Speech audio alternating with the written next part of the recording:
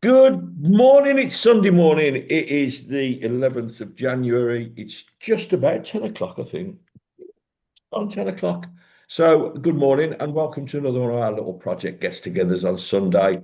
More relaxed one, not like the one in the week where I'm having to read stuff on the screens and answer you and all that. This is more like I don't know, what is it, Pete? Like a Sunday morning chill, in it? Chill's the right word in Birmingham, mate. I've just showed you how bad it is. Well, how it's thawing a bit now. I just wonder how everybody else has had it round. Who's going to join in today? I mean, we know you've had. Richard, how about you? We got Richard with us. How you doing, Mike? You're at work, aren't you, son? I was in at 8 o'clock yesterday, shoveling grit and salt to try and clear Oh, paths for a Lions elderly party. It was a oh, bloody nice. nightmare. We've had kids in the car park doing donuts, so all the snow was chewed up and rock hard. We've had a nightmare. Jesus. Morning, Dave. You look like you're just coming off the mountain, son. What you been doing, chasing the It's ghost? because I've had my woolly hat on, All right. walking the dog, and You know what you need, it's don't you, son? haircut. You need a haircut, kid. I'm So, waiting for See the Steve, this? spring. This is an haircut. See that? Yeah, that's what I normally have, Steve. You know that. Oh, Normally down to a number three. I'll I let you do it. off. Yeah, I'm going to but no, say, I've first, just come in from walking the dog, and it's it's thawing, but there's parts of going round Alla Valley Lake where it's still absolutely treacherous. well, you have to be careful, don't you, you elderly people, when you go out in this. Piss off. So I just want to, while I'm thinking about it, I just have to say a big thank you to the National Lottery Community Fund for funding our Sunday morning talks in this together. Thank you to the National Lottery. If you put your quid in and have a go at getting your millions, don't think that they're like pocketing the quid, because they're not. They're giving it to us. No, but but it's an example of what having a little go on the lottery does. It allows us, people like us, to do things like this. And today we're going to talk about yesterday's game. We're going to talk a few projects that we got going, and something else that I sort of hatched it last night in my mind. I had a little chat with Beck, and we're going to do this thing going forward. Tell you about it later. So at the moment we've got four of us on. It's nice and early. Anyone's welcome to come on, of course. So if you are watching this on a replay, don't forget you can come and just have a little chill with us. Get your coffee, look, come and chill and have a chat. I just want to tell you how it is for Steve, I've me. got a question, mate. I just want to tell you how it is for me, Pete. As soon as you asked the question of how the weather is, it's all right today. It's cold here, You but it's bugger. very sunny. So when I looked out of Pete's window this morning, I didn't stay at his house or nothing, right, before the rumours start going around. When I looked out of Pete's when I looked out of Pete's window this morning, I was like, Jesus, I remember that. It's that like slushy, almost at that slushy stage, isn't it? It, No, it's not it, that. It's still freezing. it Here's Angus. How are you, Angus? Oh, good, mate. As I well as like I how can. Angus sneaks us into his bedroom every time we arrive. Hey, I live in a bedsit. That's the only room I got. Yeah, all right, that's all right. That's cool. I think we got Clive coming on. Oh, Jesus, he'll be pissed. Good morning, Clive. How are you? Just talking about you. Come on, big boys. How are you? So get a Hello, cider yet? No, no, yeah, yeah, No, yeah. all right. Well, you It's got too time. It's early. only 10 o'clock. Too early. Are you not early yet? Too early. Got a fridge So, filled with so one. Morning, Angus. Morning, mate. You all right? Yeah.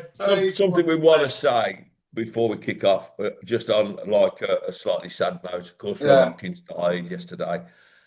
Really, really sad, and it happened so quickly. He had, I'm telling you this because oh, he had like he was out having a drink on Wednesday with a friend of mine, and he said he wasn't feeling too well, and he's had a bit of a lump on his bum or something that he hasn't that he didn't really take much notice of. We had trouble getting up on Friday, and then bang, like sepsis, and apparently like just not good.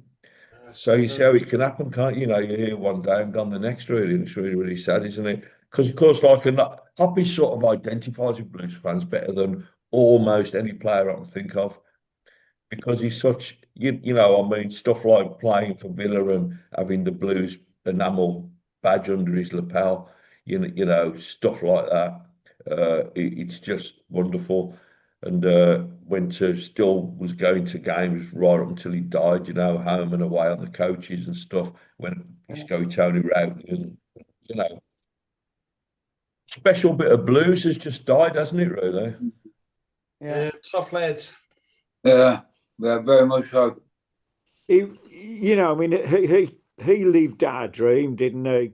And Exactly.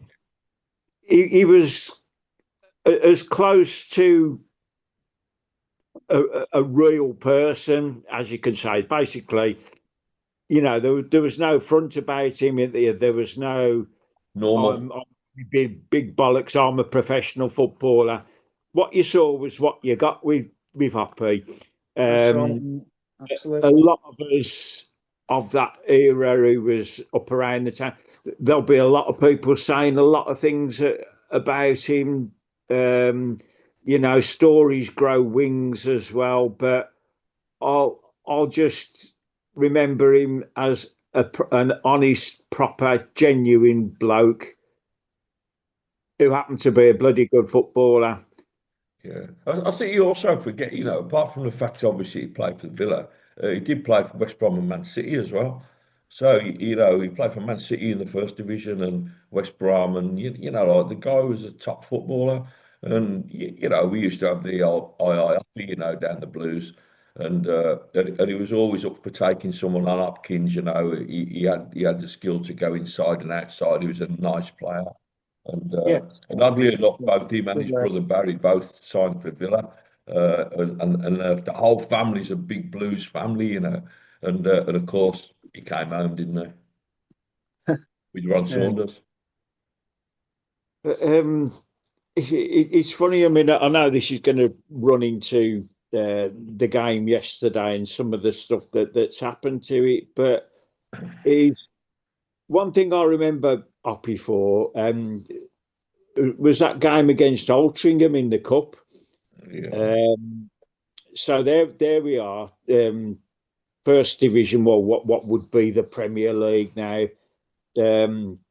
Blues lost at home to a non-league Altrincham in front of 6,000 fans. The game had been called up on the Saturday, and it was rearranged for the Monday.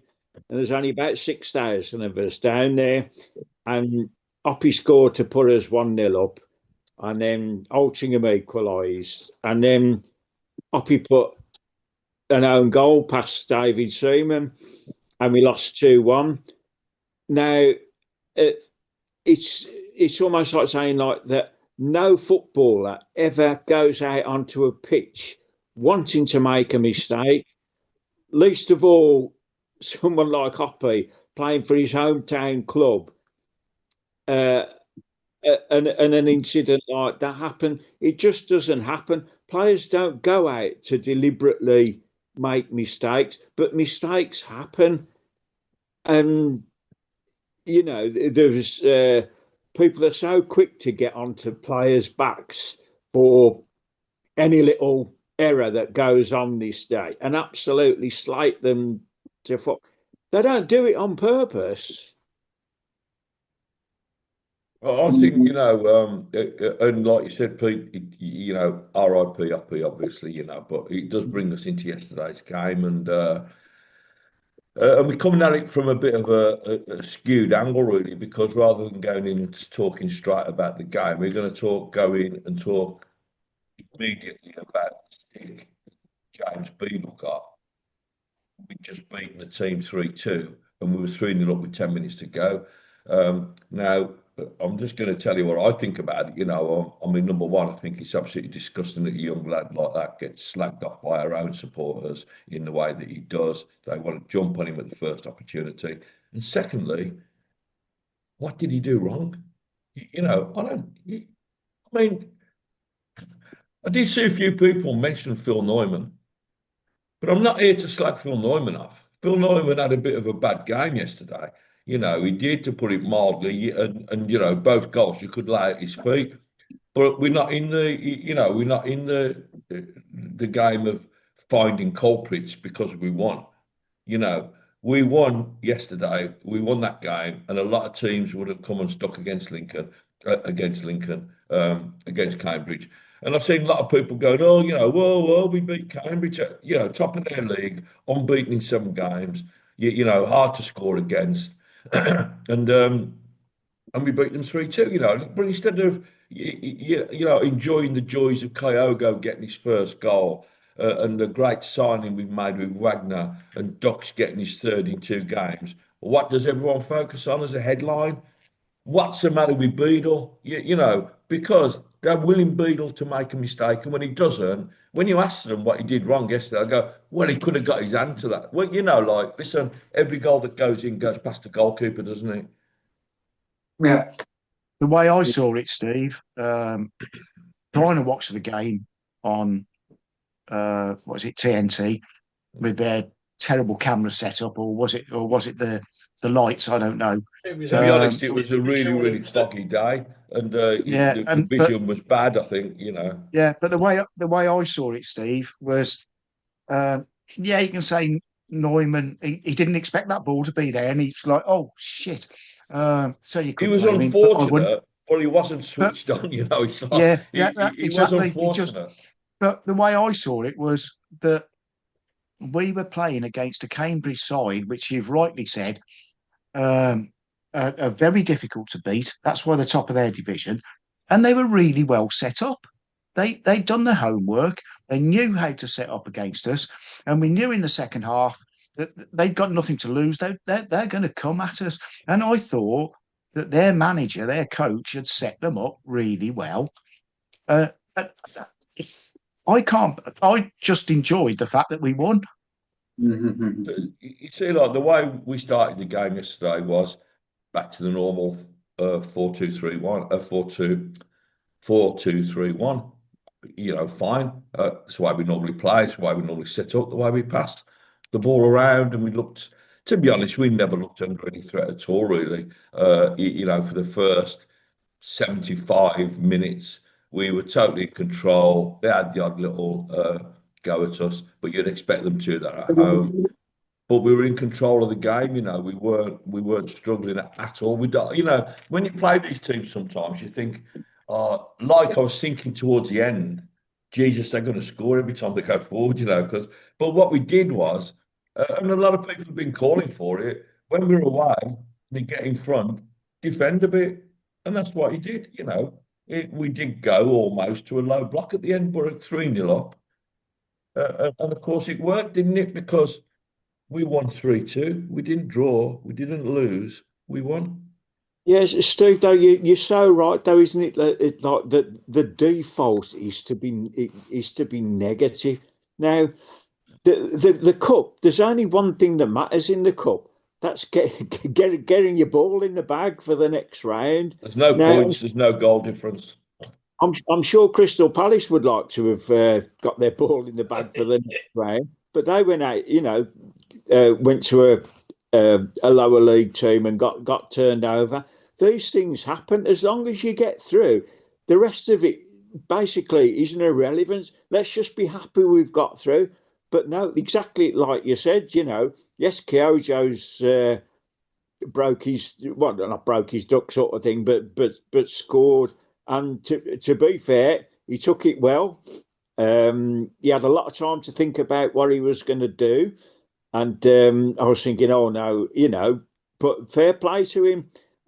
That's fantastic. Let's hope that this run that everybody now expects him to go on materialise. He's on a losers and nothing now, isn't he? But it was funny because all I could hear, Pete, when he nicked that ball absolutely brilliantly, didn't he, Kyogo? And then he's running towards the keeper. Goal himself, yeah. Yeah, and all I could hear as he was running forward towards the goalkeeper was Steve Trina saying, "If you've got one person that's running towards goal with only the keeper to beat, please let it be Stansfield, not Kyogo."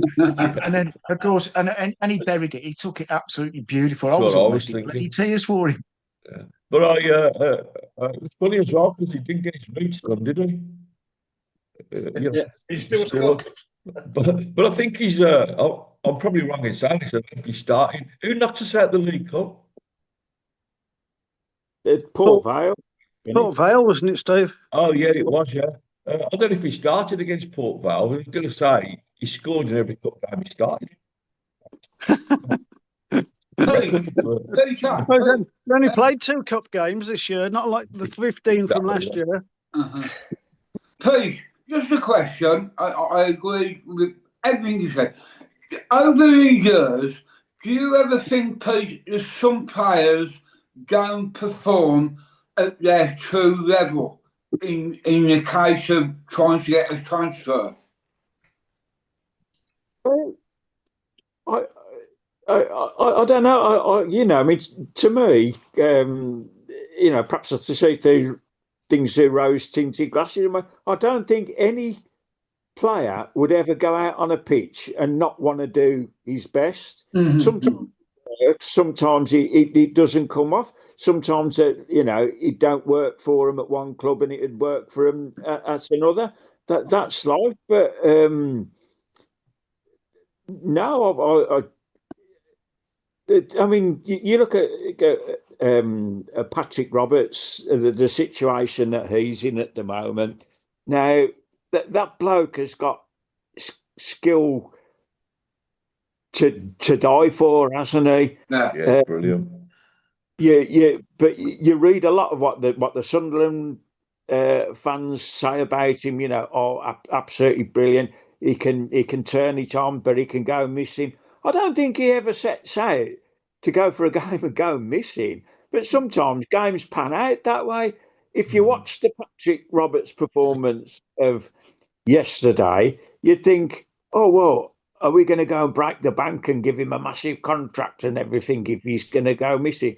Or would you watch the Patrick Roberts from 5 days ago against Coventry, where, he laid 2 goals on the plate, can flipping dribble in a phone box, can't he, sort of thing. What a fantastic player.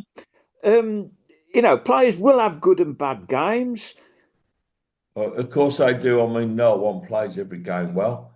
But I think the point you're making there, Clive, or the question that you asked, we all have gone to work, haven't we? So when we think about Blues, we think about Blues because it's our club, isn't it? When you're Patrick Roberts or you're a footballer, you're on a contract. It's a job, aren't you, working for someone? Now, some of us have worked for people that we love, and some of us have worked for people that we don't like, or you go in and the manager in your job changes and you don't get on with him, but you get on with the other one. And whilst you're going to work every day, you probably sometimes want to lay your heart on the line more for one manager than you would for another. It's just human nature, and I'm not just saying this. I mean, I've heard so many ex-players say, when I got there, it all finished for me. Or when so and so arrived, everything changed. And that happens. And if a player wants to get away, the difficulty with football is, I was saying this yesterday on a podcast, that it's slightly different to most jobs because you've got like a 3-year contract, haven't you? Now, Pete wants to hand his resignation in tomorrow. He'd probably have to give a month's notice, wouldn't you, Pete, or something? 3 months' Yeah. notice or whatever, dependent on the time amount of time you work there, or they might say to you, listen, if you want to go, just go now, something like that. Well, it doesn't happen with footballers. So the issue with Kyogo was, and it was an interesting one because people are going like, you've got Blues saying, well, we don't really want him to go, we love Kyogo. He wants to have a go here, and I don't think he'll be leaving. Chris Davis, Martin O'Neill, I hear he wants to stay there, so I've heard, and he's going to try, and I don't blame him, so I don't think he'll be coming here. But the thing there is, it's 2 clubs trying to get a deal out of a footballer. There's one that probably wants him to go on loan, but doesn't want him to give him away, and you've got another one that doesn't want to look too eager. And it might not be that way, but this is just an example of it. And you've got Kyogo sitting in the middle, who's on a 3-year contract. So if he stays, if he says no, Celtic, I've seen it yesterday in all the forums. Kyogo, he decided to stay and fight for his place. It's nothing to do with the 3-year contract he's got that he's just signed. that guarantees him that wage for the next 2.5 years. Do you know what I mean? And a lot of things come into play with footballers that don't come into play with other people. He's 31. Is he going to get another contract like that out of another club at his age with what's happened in the last year and a half? He didn't score a goal in France. He scored 2 goals here now, both cup games. This isn't me having a go at him. It's just a situation that the clubs and him are in. So he could quite happily sit on the bench for the next 3 years if he wants. He's going to get his wages. But most footballers don't want to do that. Most footballers want to play football, and I'm absolutely certain he does. And especially with the Japanese. I don't know if you've seen the thing at the end when he give it the old. Did you see? When they run up to the crowd, way, way, way, and then he went. Yeah. But it's lovely. The Japanese are such lovely people, aren't they? He had to give them the old whatever it's sayonara or whatever it's called, and all the kids from small life. Oh, go, you. But it's different, Clive. When you're a footballer. No, it's just a question I was thinking of. I think it might have happened years ago, where a player might have gone out on a park with one eye on a transfer and another one not on. So I do believe over the years there has been players who have not been honest with themselves and the different clubs they play for. I think going back to the game yesterday, the team that he fielded was a strong team, wasn't it? He just left Stansfield out, really. And I think Stansfield needed that break. But the interesting thing now, next week, is, what happens up top. I would imagine Kumas probably won't start. Stansfield will start on the left. Kumas will be back on the bench. Although Kumas had a good go yesterday, he just isn't quite the finished article yet, is he? What's your opinion of the Robert situation? Because I touched on it a bit there, he's in a brilliant position himself. There's a lot of, I'm sure there's a lot of interest in him now from a lot of championship clubs, and maybe even sort of like a Wolves or a West Ham, who have got to start to think about planning for next season when they'll be in the championship. They can say, "Oh well, come and have a few games in the Premier League," and that. He's Sunderland. You were saying that although they can recall him at any time. The interesting position with this is that he's got. So when they loaned him out in June or August, he came, didn't they? He got 1 year left on his contract. So basically, all contracts run out at the end of June. So his contract runs out at the end of June. So they decided to send him out on loan to us for the season. So I'm absolutely no doubt about the fact that Blues spoke to them at the time about we'll have him for the year and then we'll take him on, something along those lines. Because it makes no sense for Sunderland to loan him out and then at the end of that loan say to him, okay then, cheers mate, off you go. We get nothing for you now. You go and negotiate your own deal. It makes no sense for Sunderland to do that. What Sunderland would have done in June was to say, you know what, he's got a year on his contract. We're probably not going to offer him another contract because he's not getting the team. He's 29 this year. We'll sell him. And last June, they would have got some money for him, It's a season. I don't know how much they would have got. But someone wanted to sign him on a 3-year contract. He's got a year left on his contract. But the interesting thing is, Sunderland have got a 1-year option. So Sunderland could say, in other words, they've sort of got 2 years left. So if Robert's contract runs out at the end of June, they can keep him for another year. They've got a 1-year option on his loan. But what they said last week was they don't think they're going to take that option up.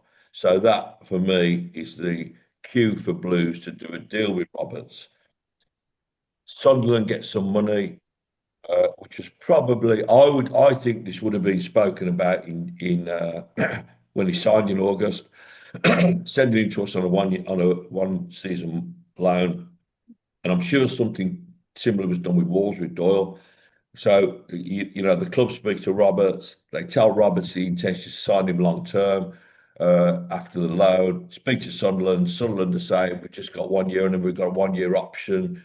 Would you be interested in buying him? Yeah, okay, let's sort of do a deal now, and then we won't allow that contract to run out, and we won't take the option up. Blah blah blah. And so I think we're going to see a deal this month for Patrick Roberts, because what everyone thinks is when January arrives, then everyone thinks, fuck, my contract runs out in 6 months. Or someone think, oh shit, it's January. We've got to sort something with Roberts out, he's on his way. Or Blues think, fuck, we got to do something about Roberts, he'll be leaving. All this is done in the months leading into it. It's not something that I'm just looking at now. The finer points might have to be done now, where Blues will talk to Roberts about his contract, how long it's going to be. Are they going to give him 3 years at 29? You would think they will. They've given Kyogo 3 years at 31. So, and Patrick Roberts, they're saying, if it's sort of, try first before you buy, we're definitely going to buy Mark because he looks absolute quality. So there's that deal going on there with Patrick Roberts, as well. Patrick Roberts' agent. What does he want? What can we give him? How long is it going to be? And there's this deal there going on with Sunderland. We've got 18 months on him, but we're willing to chop it down to the 6. But if we can do a deal now, so you buy, give us money for a transfer fee, and then providing that one's all right and that one's all right, then sometime in January, hopefully we say, right, we're signing Roberts for 3 years, blah blah blah, undisclosed fee, which it always is with Blues. No one ever knows how much it is. That's sort of the machinations that's going on at the moment. So I sincerely hope that can come to an agreement. It just interests me though, the fact of like, and you've always alluded to it, haven't you, that you build a team to get out of the Championship, and then it's almost like, yeah, okay, lads, thanks for doing that, and then a lot of them are a history, then, aren't they? And that's what Sunderland, a lot of the Sunderland support say. Oh, he was fantastic. The Championship was his level. He couldn't be guaranteed a place in our Premier League team. So we'd be chucking a hell of a lot of money at him. But there again, if we did get promoted, yeah, you get the money back. Are we going to find ourselves in that position that we've got a bloke on a 3-year deal who we don't think really can perform at that level? It's obviously something that comes into the equation when they're looking at a contract. They would have had the conversation that we're having now. If we get promoted, then we're going to give him 3 years, okay. But then on the other side of the coin, you have to think to yourself, if he helps us get promoted, he's probably bought that money 4 times over, because the Premier League money we're going to get when we get up there, So it's that thing. And then the other thing, because there's someone else at Sunderland at the moment who's out of contract. Well, I think he runs out at the end of the year, next June. He's Luca Nyan, who's been with Sunderland all the way through, centre half. He's been with them all the way through, and all the Sunderland fans are saying, no, we don't want Luke to go. But he can't get in the team, So it's that thing, Pete, where you got players that you love, they can't play. Oh, yes. Sorry, I'd go out and sign him tomorrow, but it's not my money, is it? You know what I mean? I don't think we'll be able to afford him, mate, if we all put our money together. He'll be on it. Dave, I think somebody needs to turn off their mic. Dave, can you turn your mic off? Oh, it is. Dave, Is it you, Richard? Yeah. Because we're picking up someone speaking, mate. So it would be nice to see him come, wouldn't it? Yeah, I mean, from the bits that we've seen him, I can. Oh, okay, so you do so. Thank you, but thank you very much. Sorry, Richard, can you knock your mic Yeah, off? hang on, I'm at work, mate. Give us a second. How do I turn it off, Steve? Bottom left, I think you'll see a little mute. Oh, yeah. Okay. I mean, like looking at our bench yesterday. I mean, I know we've got that many players out. Coming back from injury, and we've rested Jay and everything, but we do need to start getting a few bodies through the door, don't we? I think we need another striker. We do. I would say that, but I think because I was looking at it the other day, and we had a similar conversation on the midweek one, where if you look at us when we have all of our players back, we have got some squad. You know, because I was talking about them probably if they wanted to play five at the back, which which we've done a couple of times when we've been defending, a little bit like yesterday, a little bit like Coventry when we just sat back. Then we've probably got two of the best wing backs in the country, with Laird and Wagner. You know, they're absolutely made to be wing backs, but we don't play that sort of game. But when we have those two back, I mean, if you look at the right back position, you've got Asai Samuel, you've got Iwata, you've got Samstead, you've got Laird. On the left, you've got Buchanan, you've got Wagner, you've got Cochrane, you've got Maswi, who was on the bench last night. And in the middle, you've got Robinson, you've got Neumann, you've got Clara, and you've got Billy, who was on the bench last night. Good young centre half. So I think if you look at us that way at the back, I don't really think we need much. But so what are the club going to do? They're going to go out and spend a lot of money on, say, a centre half or a fullback, when in 6 weeks' time we're going to have, probably at the longest 6 weeks, we're going to have all of that back. It's a gamble, isn't it? And someone's going to be unhappy. Quite a few are going to be unhappy, aren't they? When you've got Laird back, Asai Samuel back, Samstead, wouldn't surprise me to see him go, to be honest. Because the other thing we've got is Neumann, who can play right back, and we've got, of course, Robinson, who can play left back. But we've also got Buchanan and Cochrane, who can play left-sided centre half. So, if you look at that collection of defenders, they are so versatile, and we will have three left footers, which we haven't had for ages. Yeah, I think the thing with that, Steve, is you need to look at. I haven't looked at the fixture list as to how many games we've got to play before the likes of Buchanan and Laird come back. Well, I think I said on February. the last podcast, I think the only thing that concerns me is we're a little bit light on the left back position. And you rightly said that we've got these players coming back.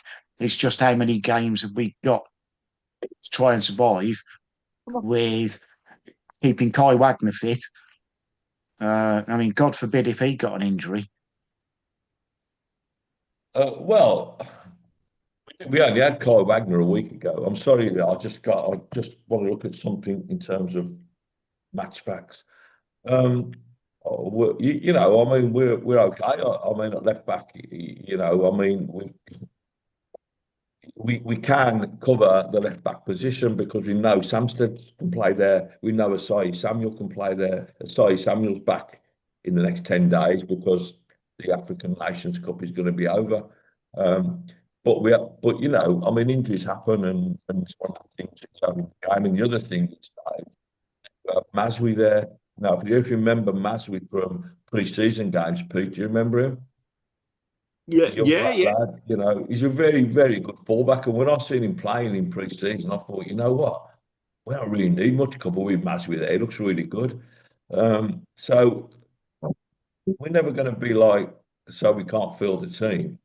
Yeah, didn't they come on the one game and get booked after about 30 seconds? Yeah, and I can't remember who it was. It's one of them you think, yeah, he'll do for me. But Yeah, you know, I'll be sad to see because there's a good player there, but you'd think, judging by the last two squads, that Leonard's on his way, don't you?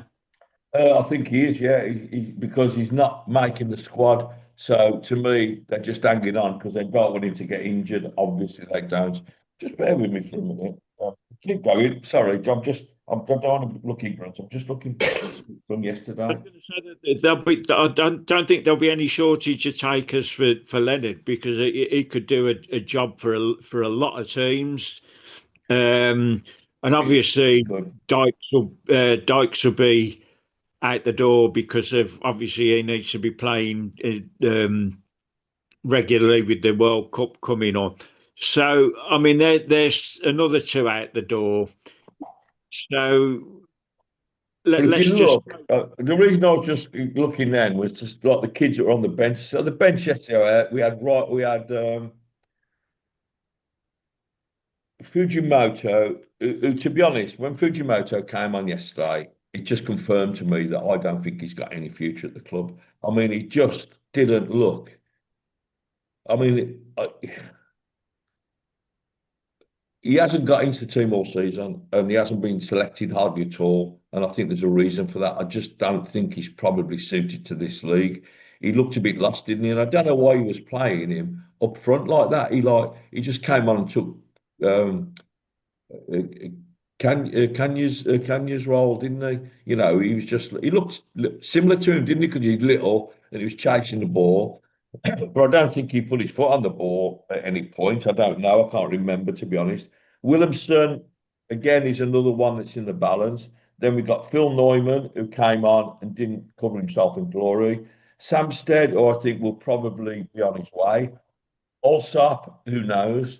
Didn't play yesterday, so I wonder, like, is there some issue with him? Bateman, who's that young midfielder, number 39, 42. Pete, do you remember Isishi, who played on the left wing last season? that's right. Well, Yeah, yeah. pre-season. Then we've got Maswi, and Billy Burrell. So Billy Burrell, who unfortunately for him didn't come on. I was dying for him to come on because his dad's a member of our group, Jimmy Burrell, and we followed him all the way through like the ranks. And it was his first time on the bench yesterday. His dad was dead excited for him to get on. And of course, with 10 minutes to go, you're three up. You're thinking he's going to get a run out. And they Yeah, fucking scored, didn't they? You know what I mean? yeah, So he yeah. didn't get a run out. But and he's the captain of the under 21. So I think we've got some young kids there as well who, over the next month, if we are a little bit short, can probably come in and fill in a little bit. And we're only talking really about the back four, aren't we?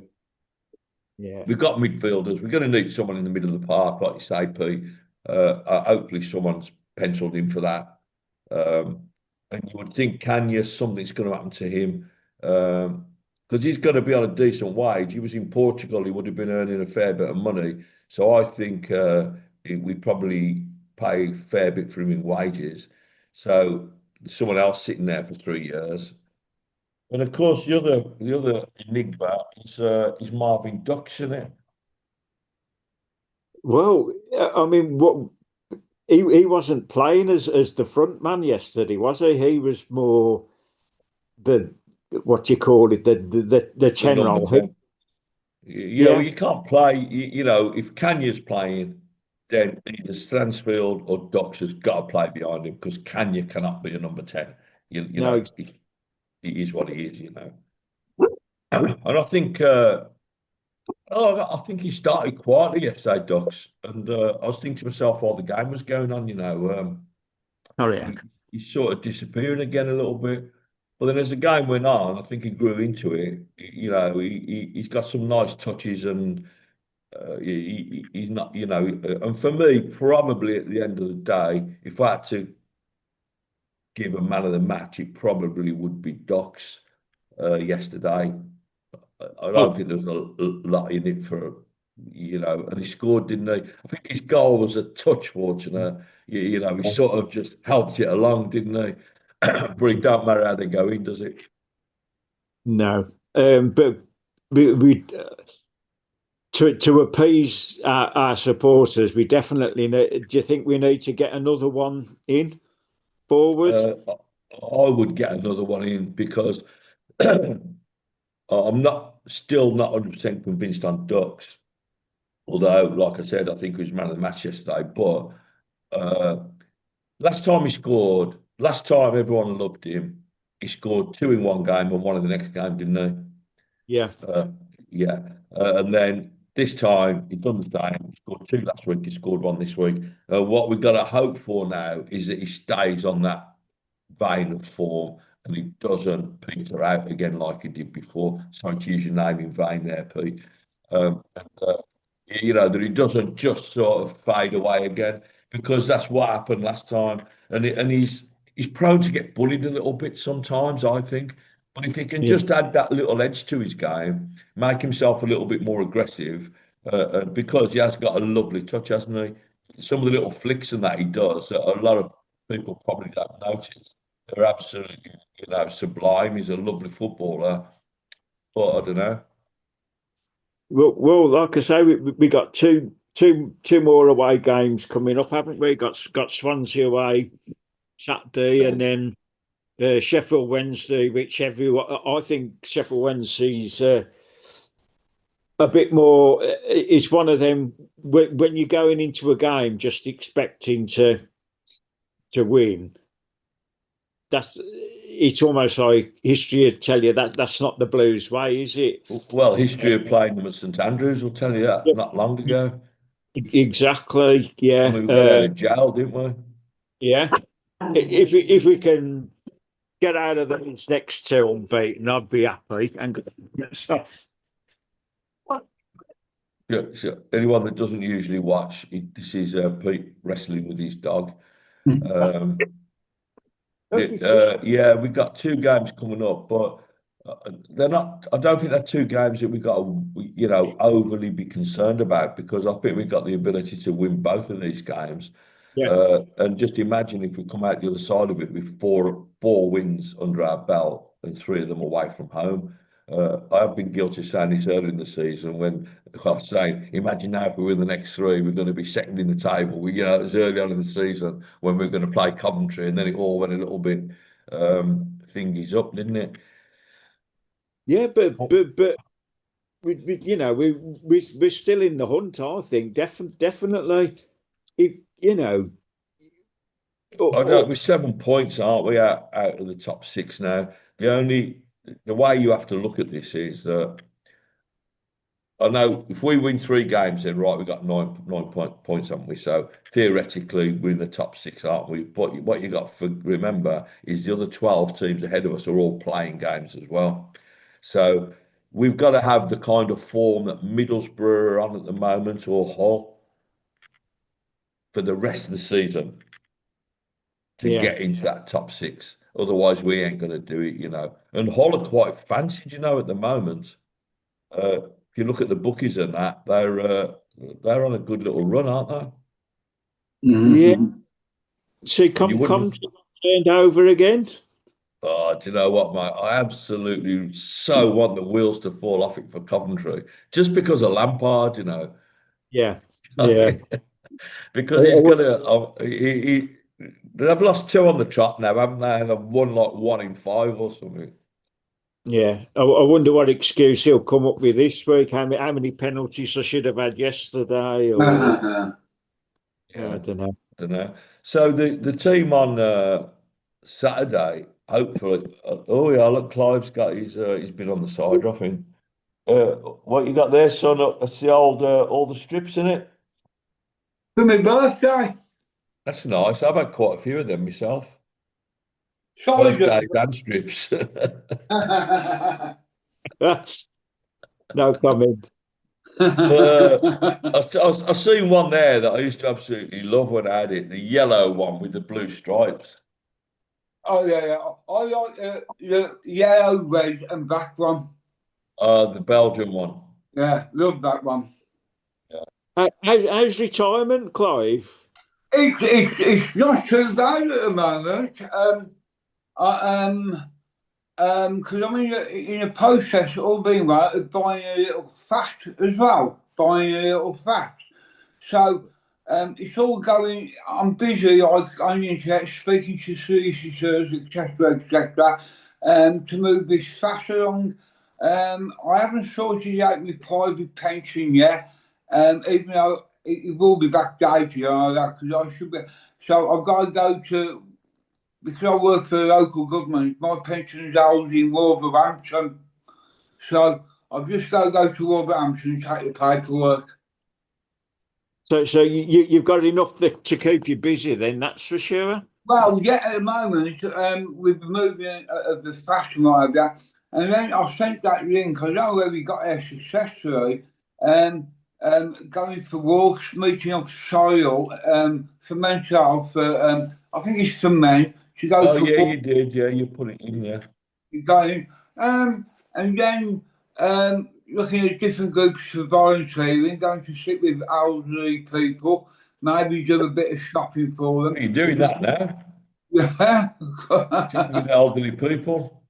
So, Hey, so different things are popping up. But thank you for asking, Peter. Oh, I said hello, and we talked about you last night briefly on the number 99 buzz. Talk about who, Pete? Yeah, I was talking to James Teagle, Peter, Okay. on the 99 buzz. He'd been to see his mum, because I don't think his mum is very well, Pete. No, she's had dementia. She's in her 90s now, bless her. 93, yeah. Yeah. And he'd been there. He popped in the William Tyler pub for one, and he jumped on the bus to go to Seatsmere to watch the Blues that night. Yeah. Yeah, so I had a quick chat to him and mentioned you. He said, Oh, It's nice. he Isn't said, it? he said, I don't even like him. Yeah, well. He never said that. He never said that.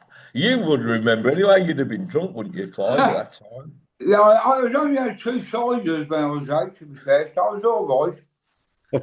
But So he sent his regards, Pete. oh well, I love the whole family. Like, you know, they Yeah. grew up with them, absolutely blues through and through. But more important, they're proper lads. If you could, so we got clean the the floor after yesterday. Looks like the tide's coming. so we got You could sit just in the bar while I do the floor, and then once it's dry, you can have your seat back. Can we do some cleaning? you're doing some cleaning, son. Knock your mic off, Richard. Yeah, so on to next Saturday then, isn't it? So hopefully Stansfield's going to be back. The thing we was talking about earlier with Ducks playing up front or whoever playing up front is a lot of the time when Stansfield has to drop back to play that 10 role, we lose him as a striker. And what happens is the way Ducks has been he hasn't been playing that well up until like the Coventry game. When he goes missing the game and Stansfield's playing, then he got Stansfield sort of covering 2 roles. You know, he has to cover the 10 and he has to cover the attacking role, and I think it's affected Stansfield's game a bit. I mean, the lad looks absolutely shattered, doesn't he? I mean, the thing is that the pressure. Not that Chris ever listens to outside noise. Well, I hope he doesn't anyway. But to give Kyojo a run of games now is going to be huge, isn't it? Whether you agree with it or whether you don't. Yeah, I think he's going to play. I mean, when you've got your number 10 and your number 9 both scoring, you know, if it ain't bust, don't fix it, you know. And I think he's going to have a little bit more confidence now, isn't he? And that goal yesterday, in all fairness, he made completely himself, just from his, you know, his ability to nick the ball off someone's foot like that. And that finish was something else, wasn't it? I mean, it's just a shame that he hasn't done that. It reminds me of the last one I think he had, which was into Tilton, when he went wide on the right again and he took 1 too many touches and he took it too far, you know. He just got it just right, didn't he? And when that ball went over the keeper, I was like, Yeah. Did he hit the bar as well? Did he hit the bar? hit the Hit the post. post. Hit the It- And post. that was a lovely little chip, that was, wasn't it? Yeah, it was, yeah. Very clever And to little take it chip. first time as well. Yeah, very clever. If I he was t- I here tell you, now, I'd give him a little cuddle. Give him fluff his hair up, but tell him, whisper in his ear, Do get your your roots roots. done. I tell you what, though, Steve. Swansea's got a bloke up front for them. I call him like a poor man's Mitrovic.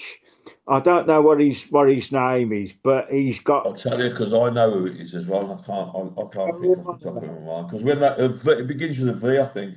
I remember when they came to us, and I thought, you know what, Vipitnik or something. Give me a Yeah, minute. yeah. But Nick. I've always liked the look of him. I have not facially wise, but I mean, like as a footballer. Quick look. If Yeah, you like his face, Peter, it's not a uh, problem.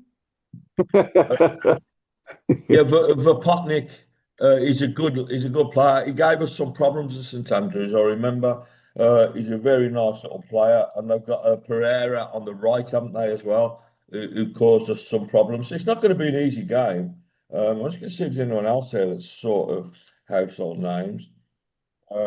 Galbraith on the right and Cabrango, the right-sided centre half, are two good players as well. It's going to, Swansea are like a mid-table team, aren't they? Yeah, but they like to pass the ball around and everything, don't they? So you wonder whether we'll set up, we'll do that low block to them, and Doubt it. knowing that we can catch them on the break. It's something now that you're going to, I suppose it's a question that we're going to be asking every game now. And the 17th, they're 2 points behind us, they're not far away from us. But it depends how he's going to look at. I can't see Chris Davis going away trying to and playing a back five. I just can't see it. I can't see us playing with wing backs.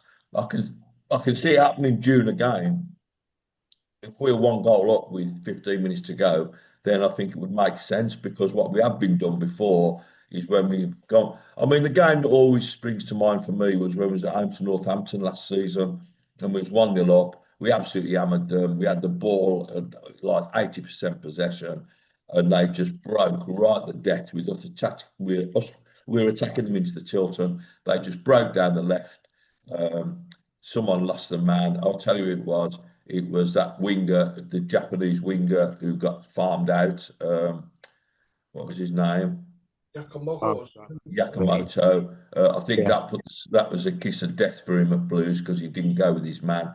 Across the ball, scored. I think Sanderson said the sun was in his eyes or something, whatever. But they scored and they equalised, but had we at 1-0 up with 10 minutes to go against Northampton decided to put the shutters up, we would have got 3 points in that game. So it just depends how you want to look at it. We want to play attractive football, but you can do both. You can get to 20 minutes to go and then think, all right, and now we're gonna, even if it's 0-0, you can just sit deeper and catch them on the break because as long as you've got Kyogo in the side, you've got someone who's got incredible pace, haven't you? I mean, it's frightening this pace, isn't it?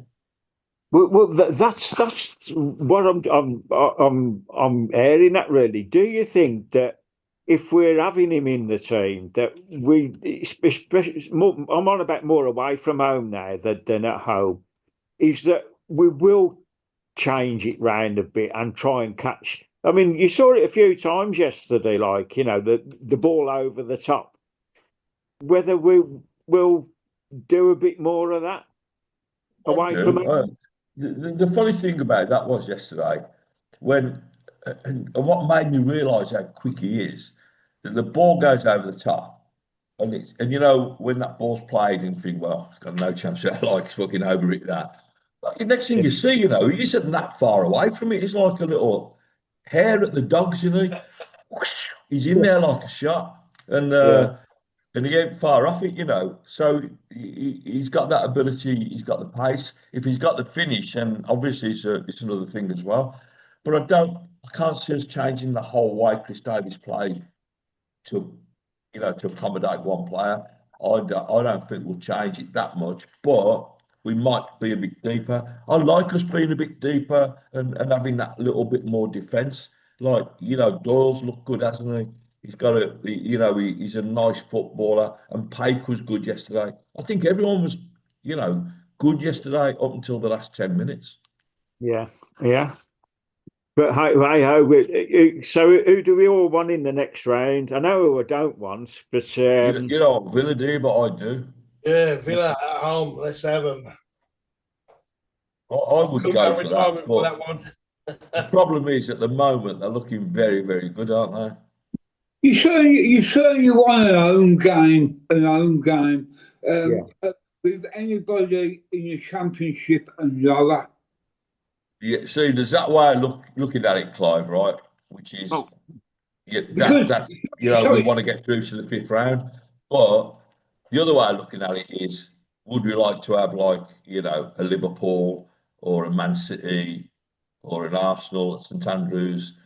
It would be nice, wouldn't it? yeah.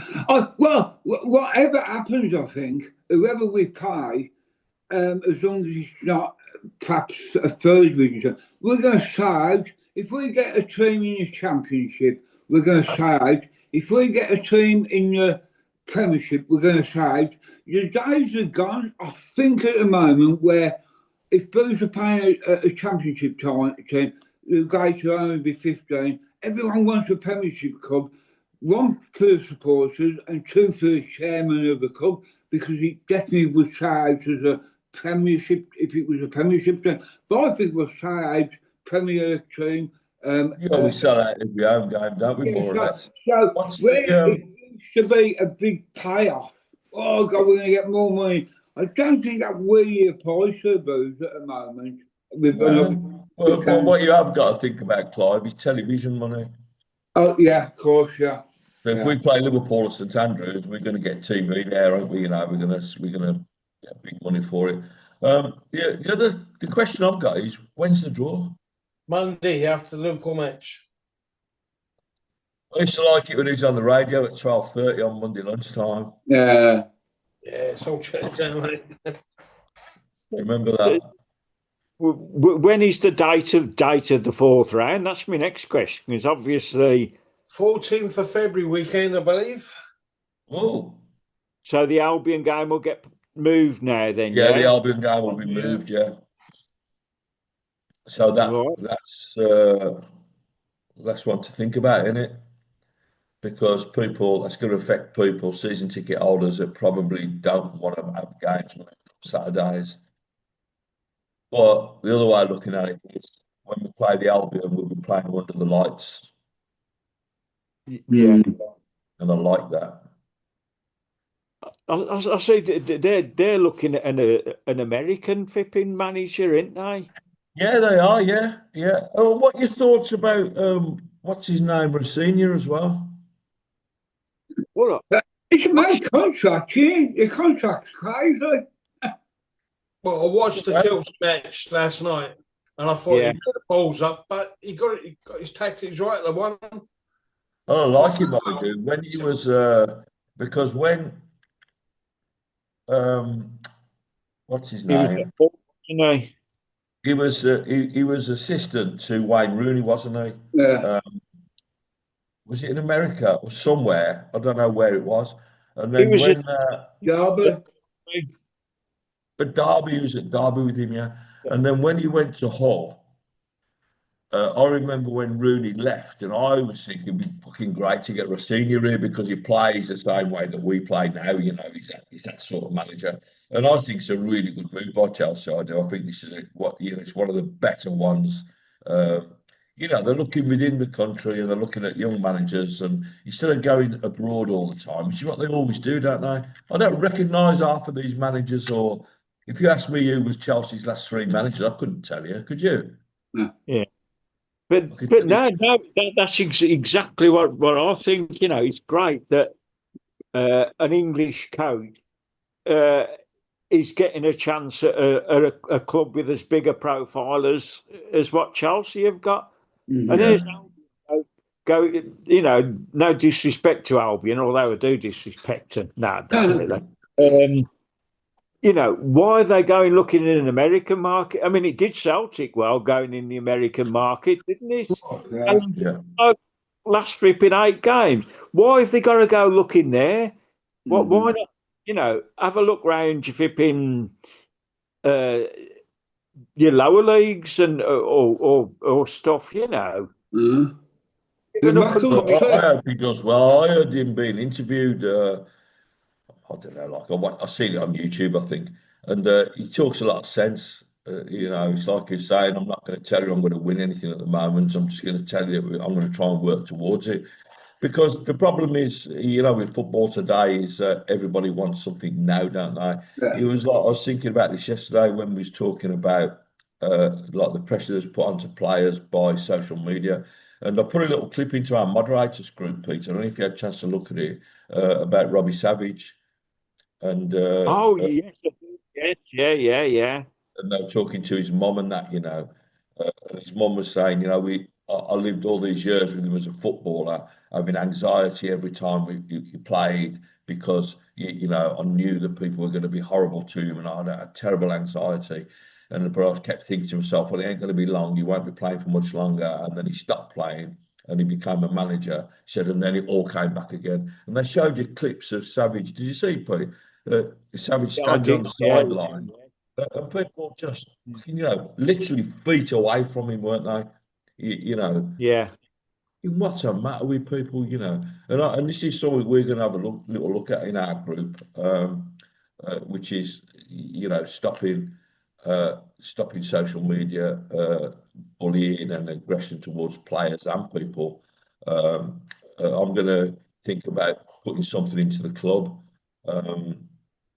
Put something together and ask the club for them to monitor other social media streams, like QPR have done, protecting the players instead of allowing it. And the worst thing to me is, what I'd urge you all to do when we come off is go into Facebook and look at Birmingham City Football Club's Facebook page, right? And go down the comments. Probably the worst place for social media bullying of our players is on that side. It's not moderated, that side isn't. And I had a chat with Blues about this about a year ago. And if you remember, Pete, and we offered to actually go in and help them moderate that group. And they said they can't do it because of the we're not employed by them, we don't work for them, it's not allowed by the EFL or whatever. And they said they've been in touch with Meta to ask if Meta can do anything about it. Well, the point is, it's still there. And it has got 500,000 followers, but they have some responsibility to the public to protect them from that shit, and to their own players, more importantly. Go on and look at the feed from that yesterday and look at what people say about Beadle in that. And this is the club's own Facebook page. It's not right. Steve, if we go back to the Robbie Savage thing, I didn't meet him personally, but when he was playing for us, he lived just outside a place called Coton, so just the back of Coton Port. And he used to come shopping sometimes into Studley to go to the butchers. There's a lot of Villa fans there. The abuse he used to get, him and his wife used to get, just going to the butchers. It's wrong, And it was, so I can see where you're coming from, his anxiety. He couldn't even go shopping.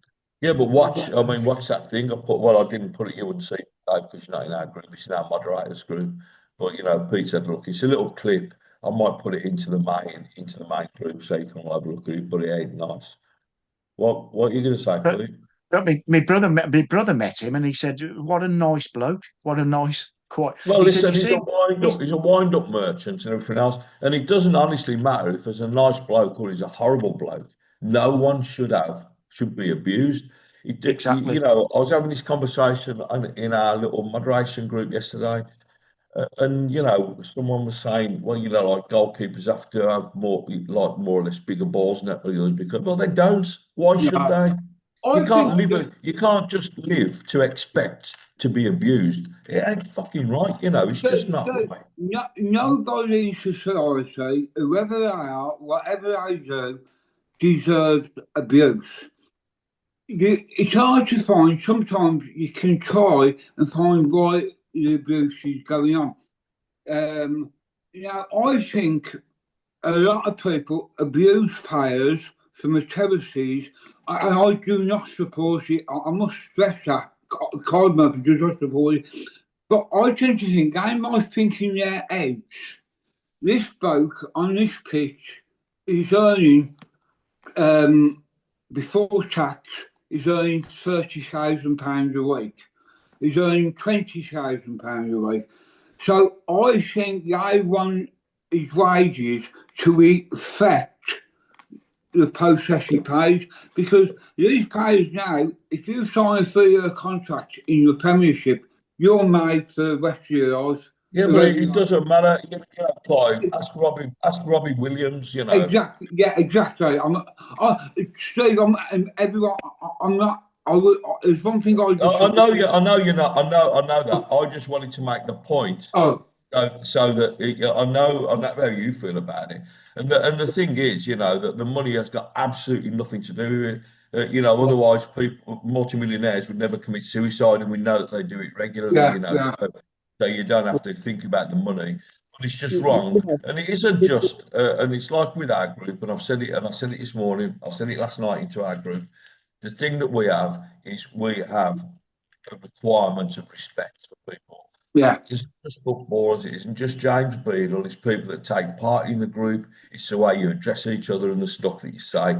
And if people don't like it, then just don't come into the group. You don't have to go out. I mean, listen, you can smile about it, like, but last week or the week before, there were photos of me, not photos like AI made up pictures of me wearing a Nazi SS uniform.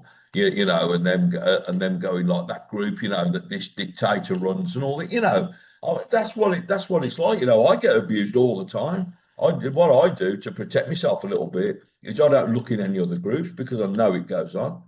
Well, it is. It's a beautiful game. You know, we've all become attached to and love. I mean, how beautiful. Perhaps not the Crystal Palace, but how beautiful is something like the FA Cup when Macclesfield beat Crystal Palace?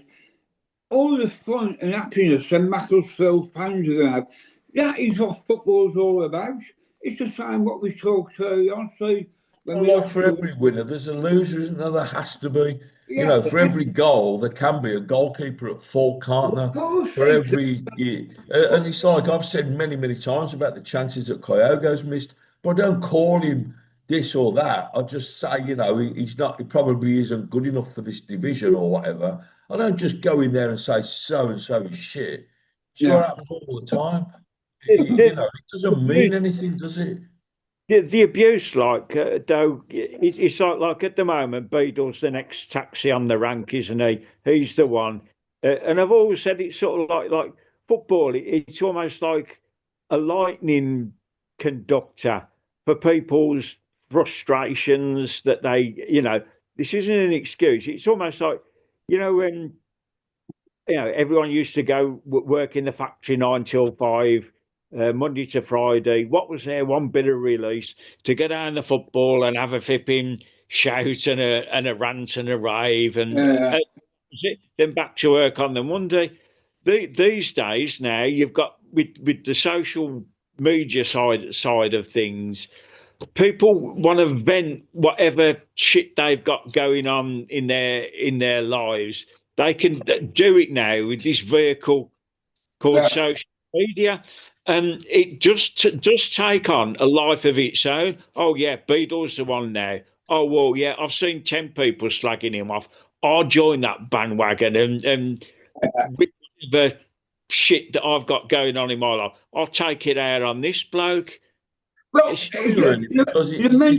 not about, it's like, for me, it isn't even about, for instance, I've made the point before. If Scott Hogan missed all the chances Kyogo, he would be murdered by now. you know, and I mean that he used to get stick. I mean, what happened to Scott Hogan was disgraceful. I mean, came on as a substitute and got booed, absolutely terrible, you know. But you know, so it's more about whether they like the person, isn't it? Mm. No, so I'm Yeah. like, I don't know, I make fun of this. He's not a cargo. You want to take him for a walk, don't you? He's lovely, you know. You don't Yeah. want to take Scott Hogan for a walk, do you? You know, because he's Uh-huh. quite so lovely. Or Beagle, you'd be holding his hand up here, wouldn't you? But you know, like, so Scott Hogan, nah, Kyogo, he's lovely. Give him, you know. Also, he's a Brummie, you know, sports a blues. Beagle, tall and all that, oh, you know. It's all about that. It's nothing to do with how good or how bad they are. I mean, It's for you to put the fault of with, those 2 goals yesterday and say it was a goalkeeper without even mentioning the uh-huh. defence. Well, you No. got to think it's the mentality of these people, if you can call them people, because all of these players have got families, wives, partners, children, parents, and how does it affect them? So you're not just affecting the player, you're affecting everyone around them who loves them. And probably, you know, I mean, we don't want to go on about this too much now. We're going to do some podcasts about this. And probably, really, that Clive, what you just said there, makes it even worse for the player because the player's thinking, you know, I've got to go out today. If I don't perform today, my kids are going to get it in school on Monday. Mm-hmm. You know, and I know that sounds a bit dramatic, but it's the truth. You know, when the kids go to school, they're, oh, my dad's a footballer. You know, they can be 7 and 8 years of age. But you know, if it happens to be Scott Hogan and you're one of the Hogan children, it ain't very nice, is it? Oh. I think people miss the point as well with the project group.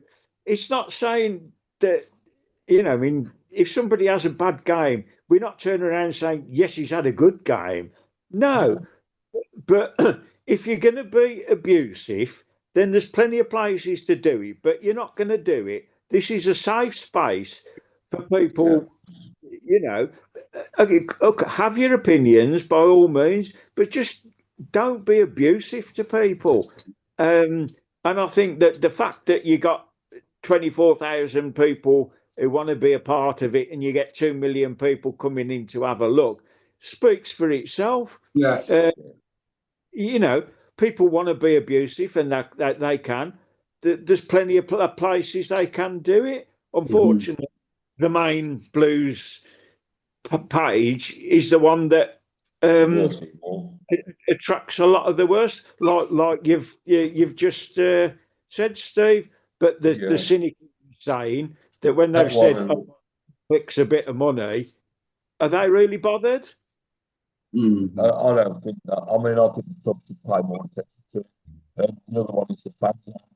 The fans are terrible, you know.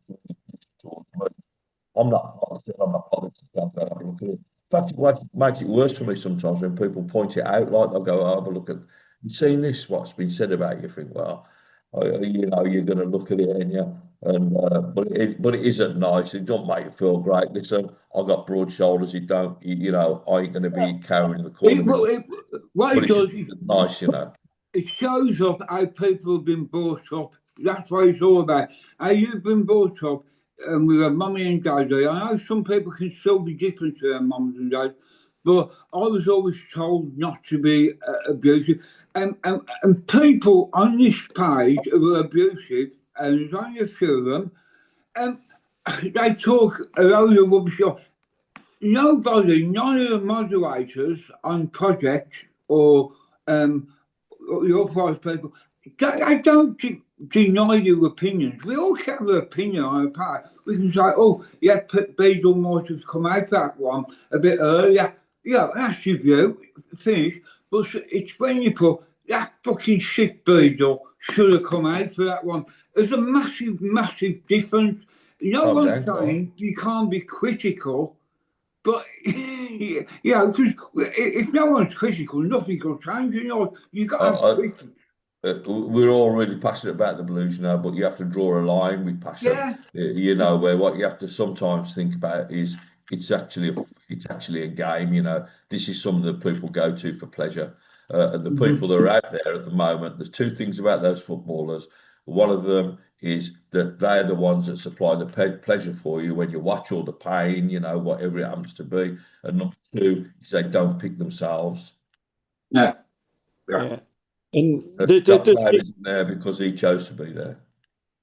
There's another thing as well, which is, you know, I call it the silent majority. Well, it's a good job it's not silent, otherwise we get no interactions on the group.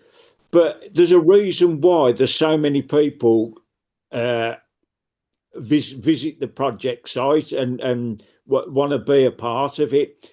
Is because of, you know, the standards that you've got.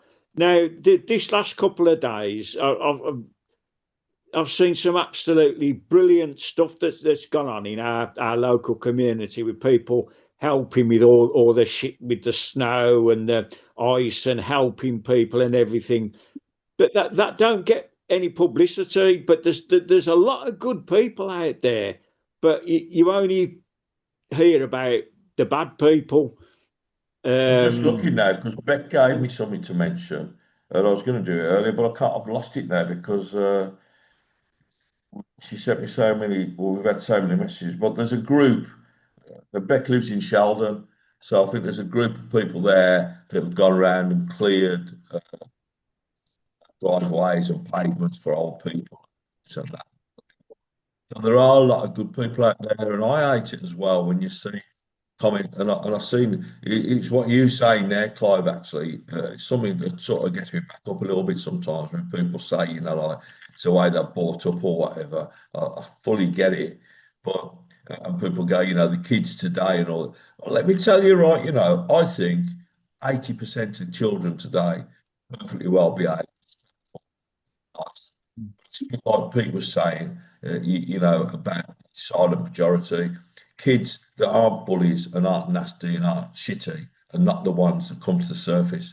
The ones that you see on the street taking the piss are those 20 or 15% of children that are just, you know, uncontrollable at times. The majority of kids are great, you know. Listen, I brought 3 children up. Most kids are brilliant, you know, aren't they? Kids are kids. Mm-hmm. The other side to it, Steve. I mean, I didn't share the picture into the project group, but I shared it into the moderators and whatever. It was about like all the abuse that the players were getting at Watford on Saturday, and you've got 2 blokes. The vile that was coming out of their mouths towards our own team, and they're standing there with their little kids, and the kids' faces. I've seen that, yeah.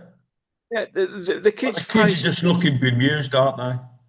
Yeah, but are they going to think, oh, well, this is how, you know, this is how Daddy behaves, so this is what the norm is. Call me players fucking useless, get out of our club, you effing shit, and all that. That's the norm. It's very much, you know, to me, everybody's good until they're made bad. In a lot of ways, it was, I said it this morning, I think, into our little group or last night. If I was being on, I'd be asking right nothing. But the point was made about him, like, you know, he needs protection. I think with James Beadle, luckily for him, he's not a shrinking violet. Mm-hmm. And you've probably seen that when he gave Clara a bollocking that day when Clara tried to shield the ball back to him and Beadle was telling him to clear it. Beadle gave him a real bollocking. Clara had to go back, but he wasn't scared to make the point. And I think because he's played so many games now in the EFL, I think he's played 100 games, Beadle, which is a lot for a lad of his age. I think it's sort of hardened him to it a little. Doesn't mean he should have it, but gladly and hopefully it doesn't affect him the way it probably could if he was someone that was a little bit more delicate, if you want. Steve, just out of interest, I don't know whether Angus or Peter, you know, it might be my iPad. Your voice gets a little bit distorted. So Yes. is that Gonna with you, mention- Pete, as well? Yeah. You know what? I Because think he my was mic turning- volume might be a bit high. What was that, Pete? I thought he was turning into a Dalek. Someone else said it on one of the other podcasts. I think what it might be is my mic volume might be a bit high, so I'll go into settings when we finish. I'll turn it down a bit because it's a new laptop. This is. You don't know what you're doing. You don't know what you're doing. Yeah, it's been on the drink. Jesus. Yeah, when he goes to bed at night, he puts his teeth into a glass of cider, and when he gets up in the morning, he puts them in and drinks the cider. I told him I wouldn't tell anyone that, but No abuse. There should be no abuse on the project, please. not abuse. I think it's a wonderful thing to do. Guys, I'm going to try the next. I think we're going to call it a day now because we've actually been on for 1.5 hours, 90 minutes. Excellent. There's no injury time today. No.